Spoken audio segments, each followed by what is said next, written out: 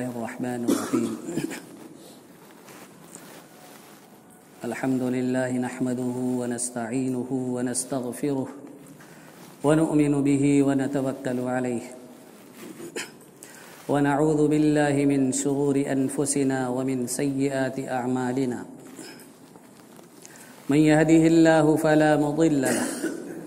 ومن يضلل فلا هادي له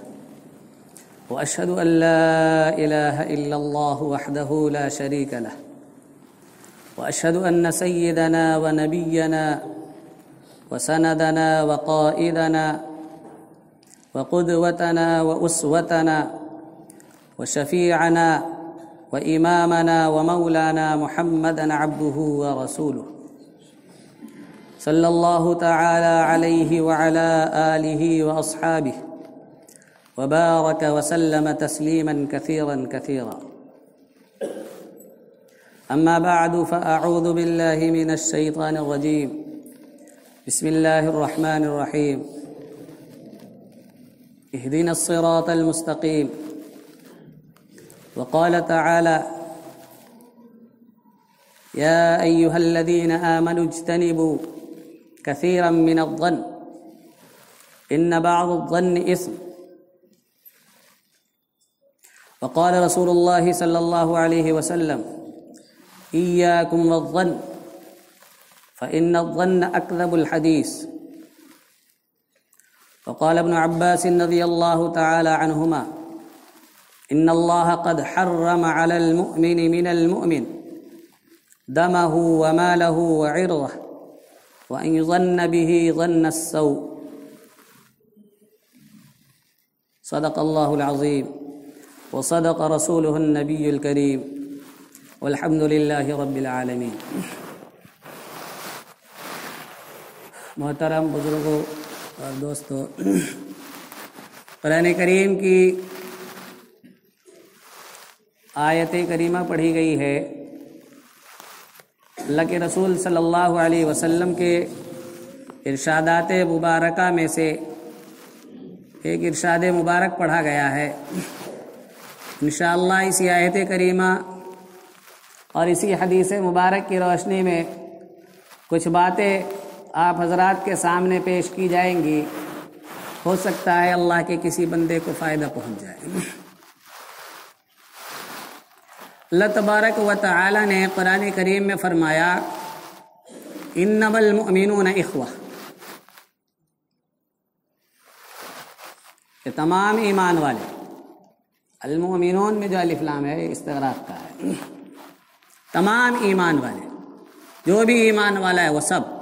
تمام ایمان والے اخوہ، آپس میں بھائی ہیں. اسی مضمون کو اللہ کے نبی صلی اللہ علیہ وسلم نے اپنی مبارک زبان سے یوں بیان فرمایا المسلم اخو المسلم، کہ ہر مسلمان دوسرے مسلمان کا بھائی ہے. تو جو اللہ تبارک و تعالی نے بیان فرمایا وہی اللہ کے رسول صلی اللہ علیہ وسلم نے بیان فرمایا. اس آیت کریمہ کے اس ٹکڑے سے اور حدیث مبارک کے اس جملے سے یہ بات سمجھ میں آتی ہے کہ اللہ تبارک و تعالی ایمان والوں کو آپس میں ایک دوسرے کے ساتھ اس طرح جڑا ہوا دیکھنا چاہتا ہے کہ وہ آپس میں ایک دوسرے کے بھائی نظر آئے. انما المؤمنون اخوہ، اس کا تقاضا یہی ہے کہ کوئی کسی بھی خاندان کا، کسی بھی علاقے کا رہنے والا ہو، کسی بھی زبان کا بولنے والا ہو، اگر اس نے کلمہ پڑھ لیا لا الہ الا اللہ محمد الرسول اللہ صلی اللہ علیہ وسلم، اشہد ان لا الہ الا اللہ واشہد ان محمدا عبدہ ورسولہ، جب اس نے کلمہ پڑھ لیا، اس کلمے کا اقرار کر لیا دل سے بھی اور زبان سے بھی، تو پھر اللہ تبارک و تعالی بھی یہی چاہتا ہے، اللہ کے رسول بھی یہی چاہتے ہیں کہ یہ دونوں آپس میں اس طریقے سے رہیں کہ ایک دوسرے کے بھائی معلوم ہو، ایسے لگیں جیسے کہ ایک ماں کے پیٹ سے دونوں پیدا ہو. کیونکہ بھائی تو اسی کو کہا جاتا ہے. معاشرے میں بھائی اسی کو کہا بھی جاتا ہے اور مانا بھی جاتا ہے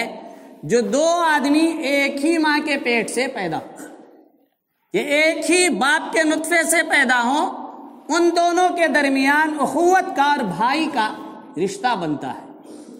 لیکن اللہ تبارک و تعالی اہل ایمان کو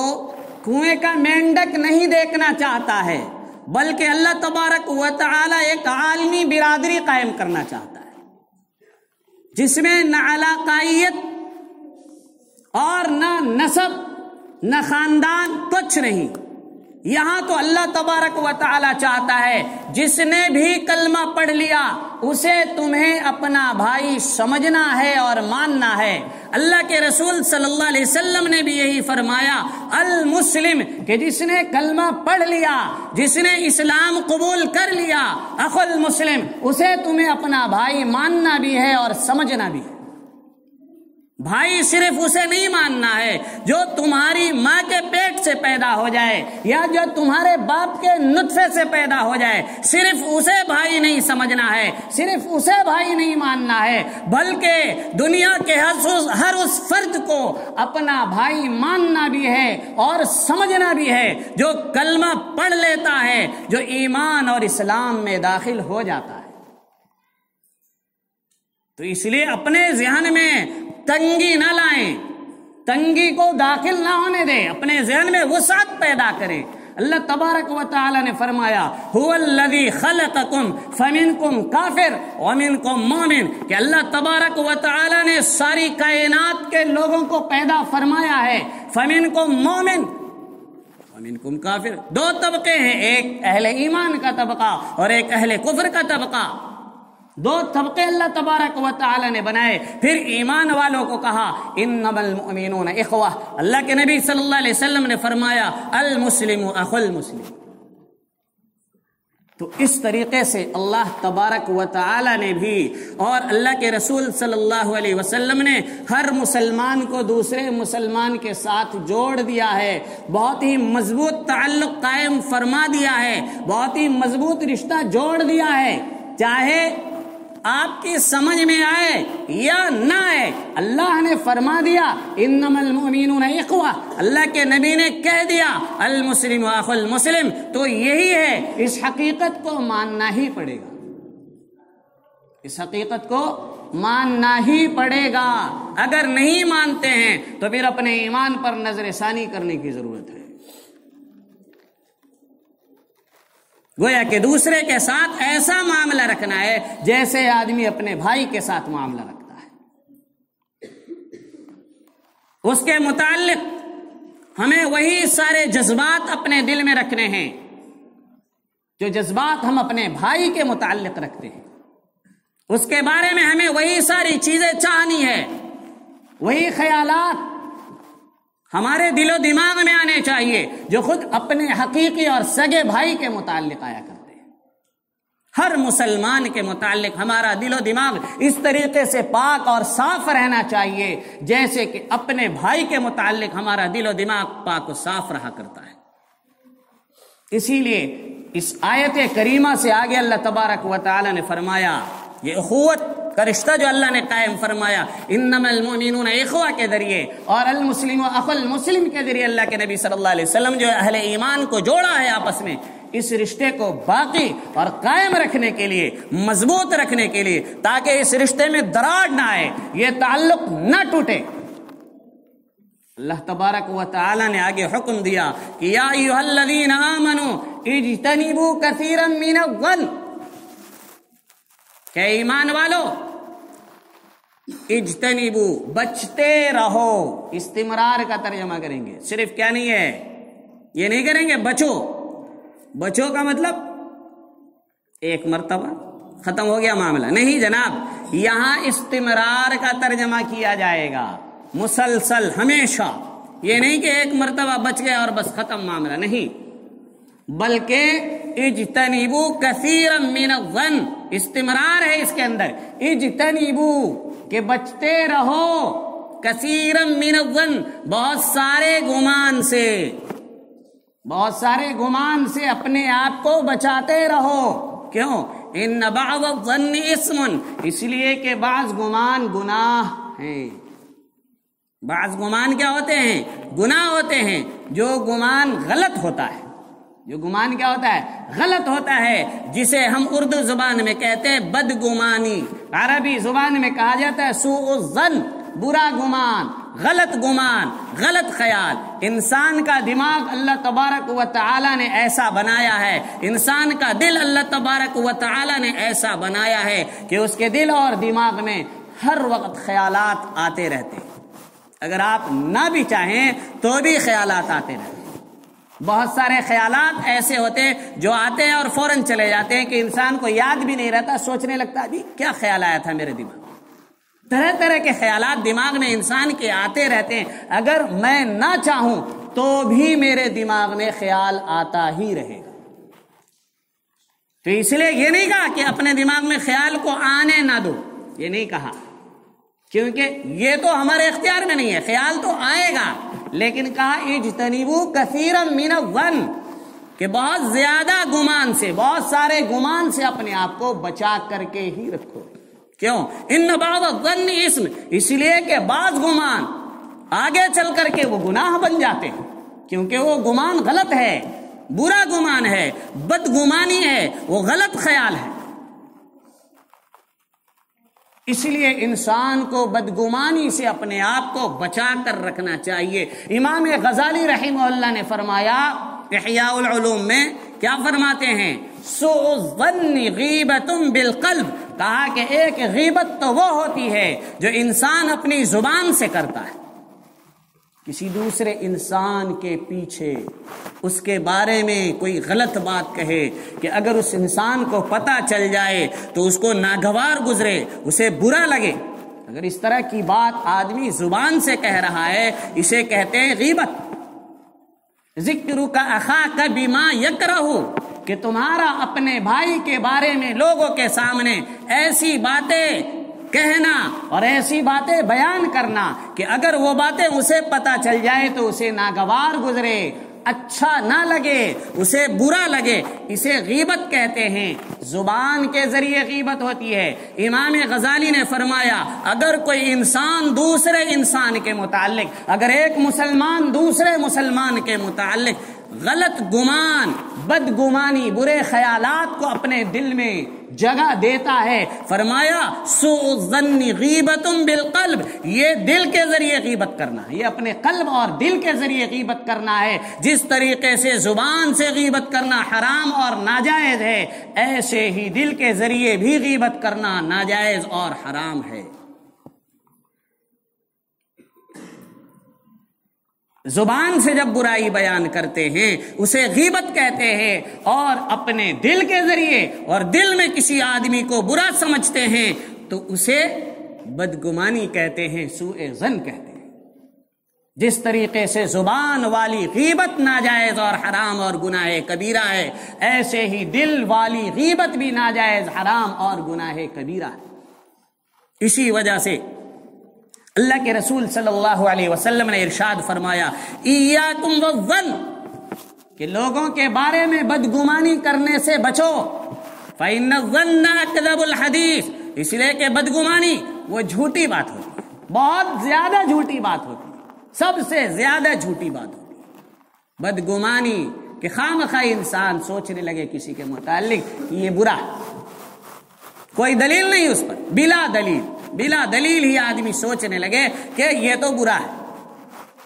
پھر کہتے ہیں ہم جانتے ہیں تم کیسے ہو، اور دلیل کچھ بھی نہیں۔ دلیل اگر معلوم کر لی جائے کس بنیاد پر تم اس کو برا سمجھ رہے ہو تو کوئی بنیاد اس کے پاس نہیں، بغیر بنیاد کے، بغیر کسی دلیل کے، بغیر کسی ظاہری سبب کے،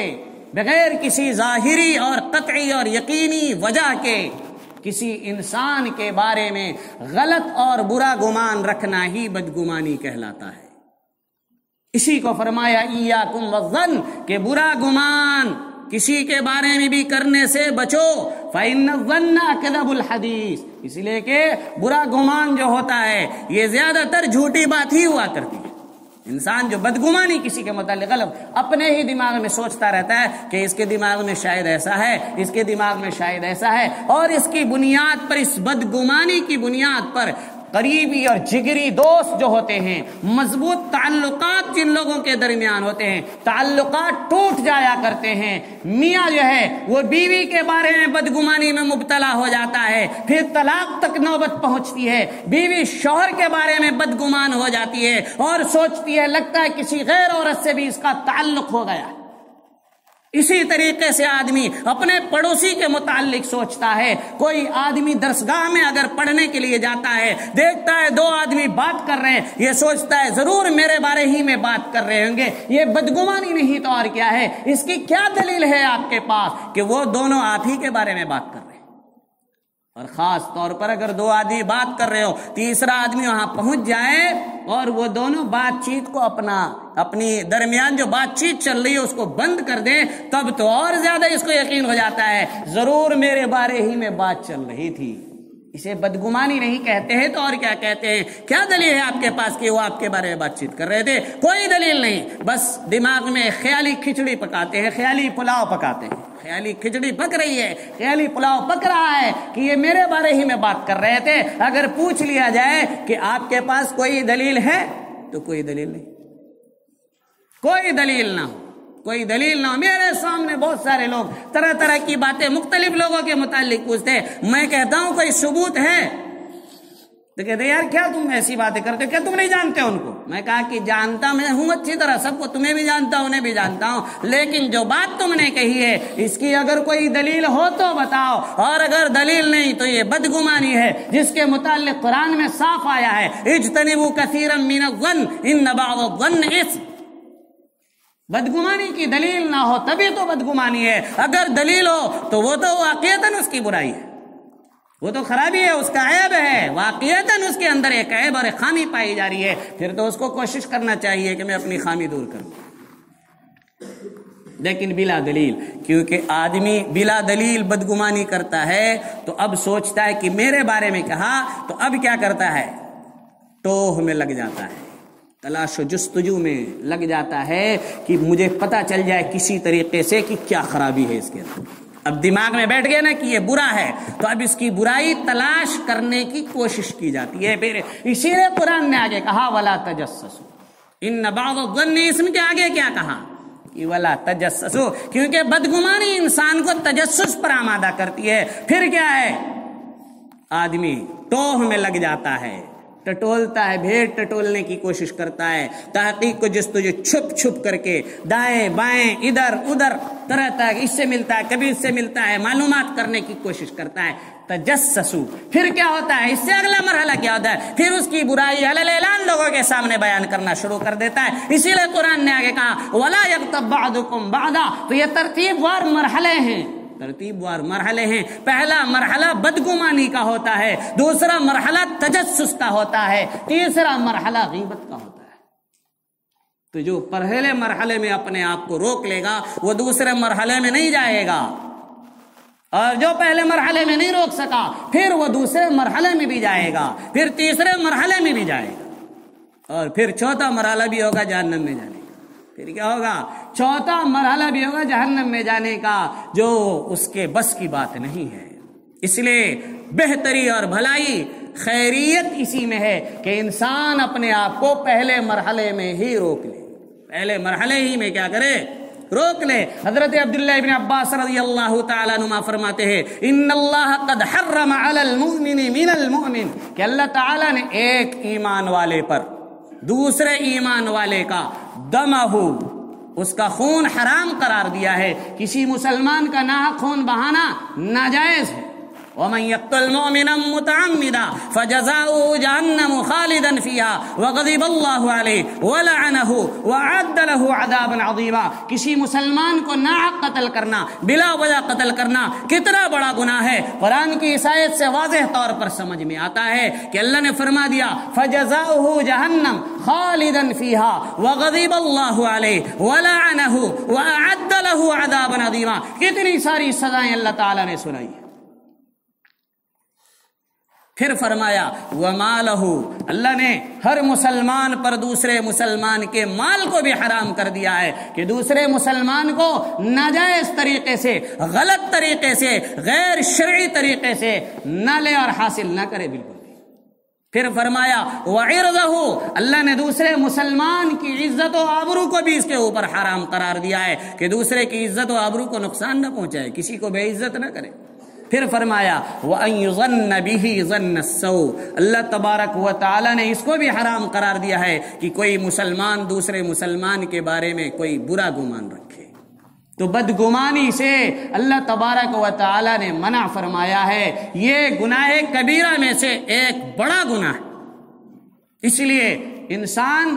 بڑے گناہ سے انسان اپنے آپ کو بچا کر کے رکھے۔ قرآن نے کہا ان تجتنبوا کبائر ما تنہون عنہ نکفر عنکم سیئاتکم، کہ اگر تم اپنے آپ کو بڑے بڑے گناہوں سے بچا کر رکھو گے تو چھوٹے گناہوں کو ہم ویسے ہی معاف کر دیں گے،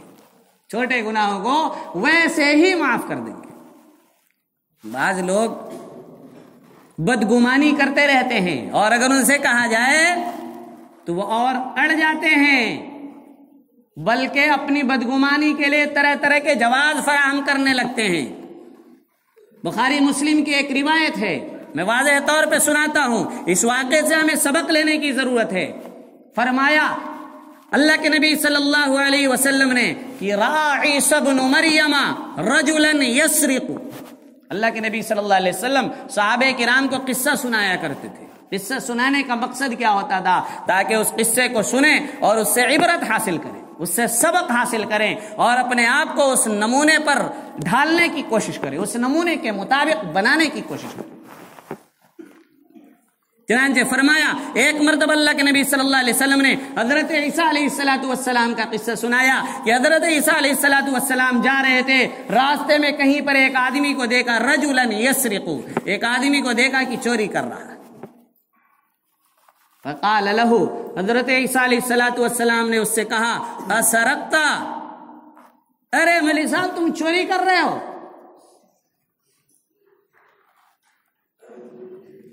تو بجائے اس کے کہ وہ اپنے گناہ کا اقرار و اعتراف کر لیتا،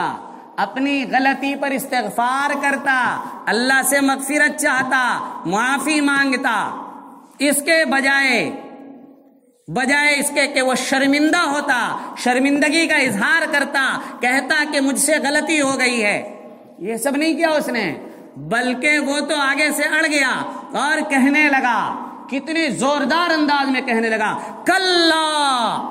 ہرگز نہیں، والذی لا الہ الا ہو، قسم کھاتا ہوں اس ذات کی جس کے سوا کوئی الہ نہیں، کوئی معبود نہیں، کوئی اللہ نہیں، اللہ کی قسم کھا کر کہتا ہوں میں نے ہرگز چوری نہیں کی۔ اگر میں اور آپ دیکھ لیں کسی کو اس طریقے سے چوری کرتے ہوئے اور اس کے بعد کیا کہہ دے وہ سامنے سے کہ خدا کی قسم کھا کر کہتا ہوں میں نے چوری نہیں کی، تو ہمارا اور آپ کا کیا جواب ہوگا؟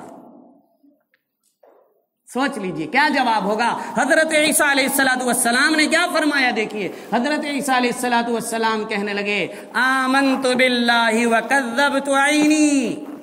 بخاری کے الفاظ ہیں آمنت باللہ وکذبت عینی، کہ دیکھو جس اللہ کی قسم کھا کر تم کہتے ہو اس اللہ کے اوپر میں ایمان لاتا ہوں اور تصدیق کرتا ہوں کہ تم نے چوری نہیں کی۔ رہ گئی بات کہ میری آنکھوں نے دیکھا ہے تو آنکھوں کی تکذیب کرتا ہوں، میرے آنکھوں نے غلط دیکھا۔ دو ہی صورت تھی، یا تو اللہ کی قسم کھانے والے کو جھٹلا دیں یا پھر اپنی آنکھ کو جھٹلا دیں۔ حضرت عیسیٰ علیہ السلام نے اللہ کی عظمت کو پیش نظر رکھا اور کہہ دیا، کیا کہہ دیا کہ آمنت باللہ، چلو میں مان لیتا ہوں کہ تم نے چوری نہیں کی، اپنی آنکھوں کو جھٹلا دیتا ہوں۔ یہاں تو دیکھنے کے باوجود بھی اپنے آپ کو جھٹلا دیا، ہم نے تو دیکھا ہی بھی نہیں ہوتا ہے، خیالی پلاؤ پکا رہے ہوتے ہیں، خیالی کھچڑی پکا رہے ہوتے ہیں اور اس طرح یقین سے بیان کرتے ہیں جیسے کہ قرآن کی کوئی آیت ہو، اگر بیان نہ کرے، اگر نہ مانے کافر ہو جائیں گے، ایسا محسوس ہوتا ہے۔ لوگوں کے متعلق، ہر آدمی کے متعلق آدمی اپنا پیدائشی حق سمجھتا ہے کہ سامنے والے کو برائی سمجھے، پیدائشی حق سمجھتا ہے ہر آدمی کہ سامنے والا برا ہے اور میں تو بالکل ٹھیک ہوں۔ میں تو 100% ٹیک ہوں اور سامنے والا تو 100% غلط ہے. سامنے والا تو صحیح ہو ہی نہیں سکتا، سامنے والا تو صحیح ہو ہی نہیں سکتا. اور رہ گئی میری بات تو میں تو بالکل پرفیکٹ ہوں، میں تو جبریل امین کا بھتیجا لگتا ہوں. ایسے اپنے آپ کو سمجھنے لگتا ہے انسان، اپنے آپ کو اس طریقے سے سمجھنے لگتا ہے. اسی طریقے سے ایک عربی عالم ہے، انہوں نے اپنا واقعہ نقل کیا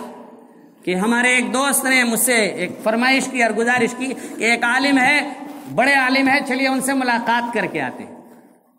تو ان کی فرمائش پوری کرنے کے لیے میں نے کہا ٹھیک ہے چلو عالم سے ملاقات کر کے آتے ہیں. پہنچے، ان کے گھر پہنچے تو وہ گھر کے اندر تھے، ان کا بیٹا آیا، اس نے آ کر کے ہمیں کیا کیا، لائبریری میں بٹھا دیا.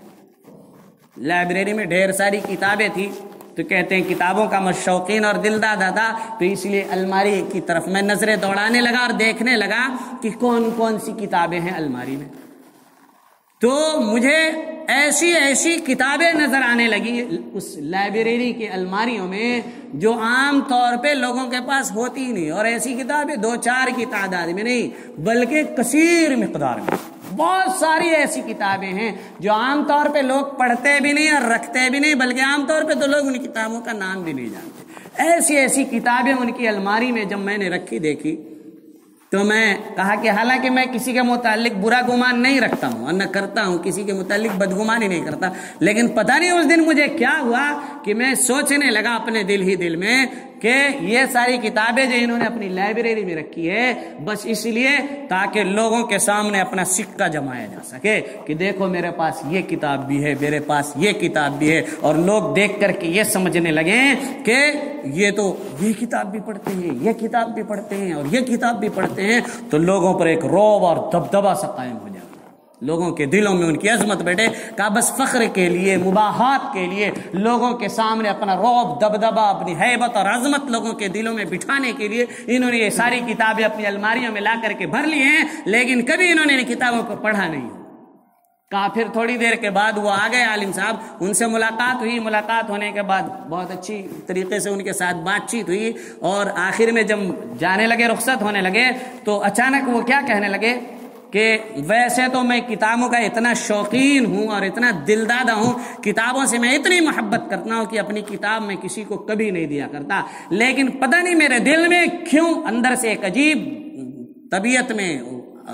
ایک ابال سا آ رہا ہے کہ طبیعت کے اندر ایک عجیب کیفیت میرے اوپر طاری ہو رہی ہے، اور میرا جی کر رہا ہے کہ میں ایک کتاب آپ کو ہدیے میں دوں. میرا جی کر رہا ہے کہ میں ایک کتاب آپ کو کیا کروں، ہدیے میں دوں. تو میں کہنے لگا کہ نہیں، کیا ضرورت ہے کتاب، آپ خود ہی کتابوں سے محبت رکھتے ہیں تو آپ کو کیا ضرورت ہے کتاب دینے کی کسی کو. لیکن ان کی طرف سے بار بار اصرار بڑھتا گیا اور کہنے لگا کہ نہیں، میرا دل جو چاہ رہا ہے اور بار بار چاہ رہا ہے اور شدت کے ساتھ میرے دل میں یہ تقاضا آ رہا ہے کہ میں آپ کو کوئی نہ کوئی کتاب ہدیے میں ضرور دوں. تو پھر آخر میں نے الماری پر نظر ڈالی اور اس میں سے علامہ ابن جوزی رحمہ اللہ کی کتاب عیون الحکایات، علامہ ابن جوزی رحمہ اللہ کی کتاب عیون الحکایات نام کی ہے، وہ کتاب میں نے منتخب کیا اور کہا کہ یہ مجھے دے دیجئے. تو میں نے لے لی، اس کے بعد لے کر کے میں چلا گیا. پھر فرماتے ہیں جس دن وہ اس واقعے کو لکھ رہے، کہتے کہ آج میں اس کتاب کو پڑھ رہا ہوں، آج جب میں اس کتاب کا مطالعہ کرنے لگا تو میں نے جگہ جگہ دیکھا کہ اس عالم نے جس کی لائبریری میں ملنے گیا تھا، اس عالم سے ملنے گیا تھا، انہوں نے جگہ جگہ اپنے پین سے اس کتاب میں تصحیح کر رکھی ہے. سمجھ رہے؟ گویا کہ انہوں نے اس کتاب کو باقاعدہ پڑھ رکھا تھا، شروع سے آخر تک انہوں نے اس کتاب کو کیا کیا تھا، پڑھ رکھا تھا. اور کہنے لگے بتائیے میں کیا سوچ رہا تھا ان کے بارے میں کہ بس ویسے ہی کتابیں رکھتے پڑھتے نہیں ہوں گے، ویسے لوگوں پر اپنا رعب جمانے کے لیے اور لوگوں کے دلوں میں اپنی عظمت بٹھانے کے لیے کتابیں رکھ رکھی پڑھتے نہیں ہوں گے. تو کہنے لگے دیکھ لو بدگمانی کا کیا نتیجہ نکلا، بدگمانی کا نتیجہ کیا نکلا کہ اسی لیے عربی میں ایک کہاوت ہے کہ تم کیا کرو، کسی کے بارے میں اچھا گمان کر کے خطا کر جاؤ، کہا یہ بہتر ہے بجائے اس کے کہ تم کسی کے بارے میں بدگمانی کرو اور بعد میں تمہیں شرمندگی کا سامنا کرنا پڑے. ایک اور واقعہ لکھا ہے کہ 3 دوست راستے میں چلے جا رہے تھے، سفر کرتے ہوئے چلے جا رہے تھے، جنگل سے گزر ہوا تو ایک جگہ جنگل میں انہوں نے دیکھا کہ ایک آدمی کیا کر رہا ہے، پھاوڑے سے کدال سے کیا کر رہا ہے، گڑھا کھود رہا ہے. تو تینوں دوست تھے، انہوں نے دیکھا گڑھا کھودتے ہوئے تو ایک دوست نے کہا لگتا ہے اس نے کیا کیا ہے، کسی کو قتل کر دیا ہے، لگتا ہے اس نے کیا کر دیا ہے، قتل کر دیا ہے، اور اب اپنا جرم چھپانے کے لیے اس کو اس گڑھے میں دبا دینا چاہتا ہے تاکہ لوگوں کو پتہ نہ چلے۔ ورنہ اس جنگل میں گڑھا کھودنے کا کیا مطلب ہے؟ اس جنگل میں جہاں کوئی آتا نہیں ہے، اس جنگل میں گڑھا کھودنے کا کیا مطلب ہے؟ ایک نے یہ کہا، دوسرے نے کیا کہا، نہیں نہیں، یہ قاتل نہیں ہے، بلکہ لگتا ہے اس کے ہاتھ کوئی بہت بڑا خزانہ لگ گیا ہے، کوئی بہت بڑا خزانہ اس کے ہاتھ لگ گیا اور اس کے ہاتھ آ گیا ہے، کہیں سے مل گیا ہے اس کو، اور لوگوں پر اس کو اعتماد نہیں ہے۔ یہ سوچتا ہے کہ اگر لوگوں کو پتہ چل گیا تو پھر کیا ہوگا، معاملہ بگڑ جائے گا، اسی لیے اسی خزانے کو چھپانے کے لیے کیا کر رہا ہے، گڑھا کھود رہا ہے۔ تیسرے نے کہا کہ نہ تو یہ قاتل ہے اور نہ ہی یہ مال چھپانا چاہتا ہے، بلکہ یہ یہاں پر ایک کنواں کھود رہا ہے تاکہ مسافر یہاں سے ادھر سے گزرے اور کسی کو پانی کی ضرورت ہو نا تو اس میں سے آسانی کے ساتھ پانی پی سکے۔ دیکھیے 3 آدمی گزر رہے تھے اور تینوں میں سے ہر ایک کا خیر، ایک ہی آدمی کے متعلق 3 آدمی نے کیا کیا، 3 خیال اپنے دل و دماغ میں پیدا کیا نا۔ اس سے کیا نتیجہ نکلتا ہے، اس سے نتیجہ یہی نکلتا ہے کہ جو آدمی جیسا ہوتا ہے وہ دوسرے کے متعلق ویسا ہی سوچتا ہے۔ اگر آپ سامنے والے کو چور سمجھ رہے ہیں، اس کا مطلب آپ کے اندر بھی چوری کی صفت ہے، اس کا مطلب آپ کے اندر بھی کہیں نہ کہیں چوری کی صفت ہے، ورنہ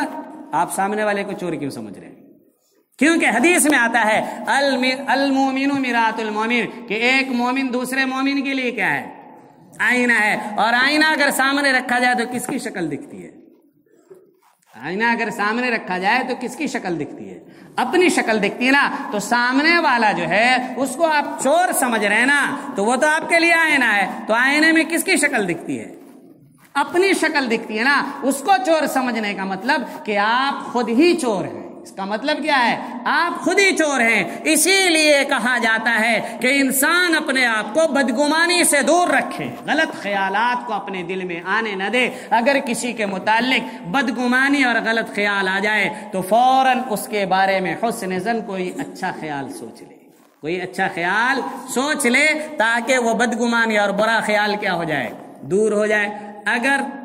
اچھا خیال نہ آ سکے تو پھر کیا کرے، برائی خیال آتا رہے، اتنی مضبوطی اور قوت کے ساتھ آ رہا ہے کہ ہم اچھا خیال اس کے متعلق اپنے دل و دماغ میں لا ہی نہیں سکتے، تو پھر کیا کرنا چاہیے، پھر اپنے عیبوں کے بارے میں سوچنا چاہیے، اور اپنے مخفی اور پوشیدہ گناہ جس کا کسی کو بھی علم نہیں اس کے بارے میں سوچنا چاہیے کہ میں تو خود ہی گناہوں میں آلودہ ہوں، دوسرے کے بارے میں برا کیوں سوچ رہا ہوں، میں تو خود ہی عیبوں کا مجموعہ ہوں، میں تو خود ہی خامیوں کا مجموعہ، میرے اندر خود اتنی ساری بیماریاں ہیں، میں کیا دوسرے کے بارے میں سوچ رہا ہوں، کیوں دوسرے کے بارے میں برا سوچ رہا ہوں۔ اگر پھر